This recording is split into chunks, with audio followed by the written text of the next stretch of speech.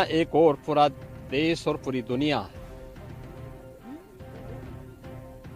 सनातन धर्म के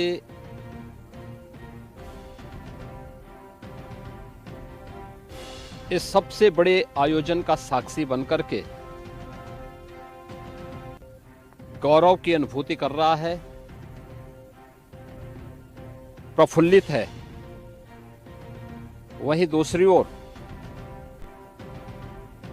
सनातन धर्म के खिलाफ सपारी लेकर के षड्यंत्र करने वाले तत्वों के द्वारा लगातार शरारत पे शरारत करते हुए झूठ के और असत्य के नित नए प्रतिमान भी गढ़े जा रहे हैं।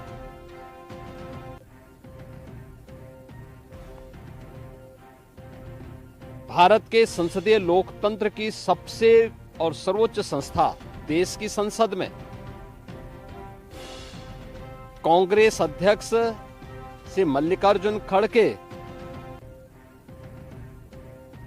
और समाजवादी पार्टी के अध्यक्ष श्री अखिलेश यादव का वक्तव्य इस ओर सबका ध्यान आकर्षित करता है। ये दोनों वक्तव्य न केवल इनके सनातन धर्म विरोधी चरित्र को उजागर कराता है, बल्कि इनकी उस गिद्ध दृष्टि की ओर भी सबका ध्यान आकर्षित करता है जो लगातार इस महाकुंभ के खिलाफ पहले दिन से दुष्प्रचार कर रहे हैं। इनका ये बयान न केवल सनातन धर्म पर प्रहार है, बल्कि निंदनीय भी है और शर्मनाक भी। कांग्रेस अध्यक्ष का यह कहना कि प्रयागराज कुंभ में मौनी अमावस्या के दिन हजारों लोग मर गए, हमें अफसोस होता है। एक इतना वरिष्ठ नेता, कांग्रेस देश की जो सबसे पुरानी पार्टी है, उसके अध्यक्ष से अपेक्षा की जाती है कि वो एक मर्यादित बयान देश की संसद में रखें, और इतना गुमराह करने वाला बयान, झूठ पे झूठ। ऐसे ही समाजवादी पार्टी के अध्यक्ष का बयान, एक प्रतिस्पर्धा दोनों दलों में है, कौन कितना सनातन विरोधी वक्तव्य दे सके। कहना कि कोई आंकड़े नहीं दिए गए, यहां से प्रशासन से जो बयान जो आंकड़े दिए गए, उन आंकड़ों को मैंने भी सबके सामने रखा। घटना दुखद थी, हर व्यक्ति दुखित था, और जितने क्विक रिस्पांस से मेला प्रशासन, पुलिस, एनडीआरएफ, एसडीआरएफ, सिविल डिफेंस, इन सब ने मिलकर के घायलों को हॉस्पिटल पहुंचाने का काम किया, अपने आप में एक मिसाल है। करोड़ों लोग प्रयागराज में उस दिन उपस्थित थे। ये दोनों दल चाहते थे और सनातन धर्म विरोधी चाहते थे कि बड़ा हादसा हो जाए। हमारी पहली प्राथमिकता थी कि किसी भी स्थिति में इसको हम जीरो हादसे तक लेके जाएं, लेकिन दुर्भाग्यपूर्ण तरीके से एक घटना घटित हुई। लेकिन जितने क्विक रिस्पांस से प्रशासन ने और सभी संबंधित संस्थाओं ने कार्य लेकर के उन्हें हॉस्पिटलाइज किया, उसमें कुछ लोग उस हादसे के शिकार हुए, वह दुखद है। उन सभी परिवारों के प्रति हम लोगों ने अपनी संवेदना भी व्यक्त की और उसके लिए कुछ आर्थिक मुआवजा भी घोषित किया। यद्यपि किसी व्यक्ति की कमी मुआवजे से नहीं हो सकती, लेकिन तब भी हम लोगों ने एक प्रयास किया, घायलों का प्रॉपर उपचार कराया। वे सभी घायल आज भी कुछ प्रयागराज मेडिकल कॉलेज में हैं, बाकी अपने परिवार के सदस्यों के साथ चले गए हैं। मैंने भी, मेरे साथ मेरे मंत्रियों ने भी, प्रशासन ने भी, प्रदेश के मुख्य सचिव ने भी, प्रदेश के डीजीपी ने भी उन सभी लोगों से मुलाकात की थी। और मैं तो देखकर बहुत चौंक था कि जो लोग प्रयागराज मेडिकल कॉलेज में भर्ती थे, जब मेरी उनसे बातचीत हो रही थी तो उनमें से सभी लोग ये कहा, उनके द्वारा कहा जा रहा साहब व्यवस्था में खामी नहीं, लेकिन हमारी किस्मत है या फिर ऐसी स्थिति पैदा हुई। और उनके सभी पहलुओं को लेकर के सरकार भी जांच करा रही है और उसके लिए एक न्यायिक कमीशन भी हमने तत्काल गठित किया। लेकिन हमारी पहली प्राथमिकता थी कि जो ये लगभग 8 से 9 करोड़ लोग प्रयागराज में उपस्थित हैं, इन्हें सुरक्षित उनके घरों के लिए वापस भेजना।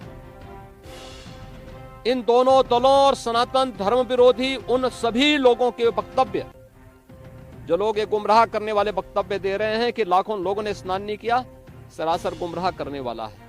ये वक्तव्य देना कि कोई अमृत स्नान या साय स्नान नहीं हुआ, ये भी गुमराह करने वाला वक्तव्य है और सनातन धर्म की अवमानना ही नहीं, बदनाम करने की साजिश का एक हिस्सा है। कोई परंपरा बाधित नहीं हुई। मौनी अमावस्या का स्नान पहले दिन सायंकाल 7:30 बजे से प्रारंभ हो गया था और अगले दिन पूरे दिन भर देर सायंकाल तक मौनी अमावस्या का मुहूर्त था। स्वाभाविक रूप से अखाड़ों ने हादसे के तत्काल बाद मेला प्राधिकरण के साथ बातचीत करके अपने स्नान को स्थगित किया था कुछ देर के लिए। और फिर जब मेरी उनसे बातचीत हुई दोपहर के बाद, सभी अखाड़े और पूज्य संतजन, आचार्य महामंडलेश्वर, वे इस स्नान का हिस्सा बने और वही परंपरागत तरीके से सभी स्नान भी हुए। इस महाकुंभ में 3 अमृत स्नान थे, मकर संक्रांति, मौनी अमावस्या और बसंत पंचमी। इन तीनों में अमृत स्नान हुए जिसमें सभी अखाड़े भागीदार बने। पौष पूर्णिमा से आयोजन प्रारंभ हुआ। समाजवादी पार्टी के अध्यक्ष का यह वक्तव्य भी कि सरकार ने 100 करोड़ की घोषणा की थी, मुझे लगता है कि उनको बयान थोड़ा पढ़ना चाहिए। ये लोग 12 बजे सो करके उठने वाले लोग हैं। कार्यालय स्टाफ जिस प्रकार का इन्हें नोट बना करके देता है, ये उस प्रकार का वक्तव्य बना करके सामने प्रस्तुत करते हैं और फिर उसके अनुसार उसको लीडर के रूप में नहीं बल्कि एक रीडर के रूप में सबके सामने उस वक्तव्य को पढ़ करके अपनी जगहसाई करते हैं और राजनेताओं की भी जगहसाई करते हैं। यही स्थिति मैंने बार बार कहा कि महाकुंभ में 40 से 45 करोड़ श्रद्धालु इस पूरे महाकुंभ के आयोजन में भागीदार बनेंगे। और मुझे बताते हुए ये भी प्रसन्नता है कि पिछले 22 दिन के अंदर इस महाकुंभ में 38 करोड़ श्रद्धालु अब तक यहां आ चुके हैं। अगले 22-23 दिन तक यह आयोजन और चलेगा। इन 22 दिनों के अंदर भी श्रद्धालुओं के आने की पूरी वो है। आज भी आप देख रहे होंगे, कल बसंत पंचमी अंतिम अमृत स्नान संपन्न हुआ। माघी पूर्णिमा 12 फरवरी को और महाशिवरात्रि 26 फरवरी को होगा। करोड़ों की संख्या में देश और दुनिया का हर श्रद्धालु आना चाहता है। आज भूटान के महामहिम नरेश ने भी यहां पर अपने देश के तमाम लोगों के साथ में इस आयोजन में वे सहभागी बने।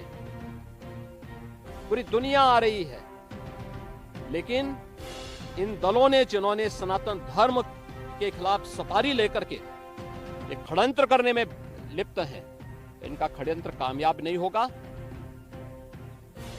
29 जनवरी के हादसे की तह में हम लोग जाएंगे, षड्यंत्रकारियों को बेनकाब करेंगे और उन्हें सजा कैसे दिलाई जाती है यह आपने उत्तर प्रदेश के अंदर पिछले 8 वर्ष के अंदर देखा होगा। आगे भी आप इसको देखते रहिए।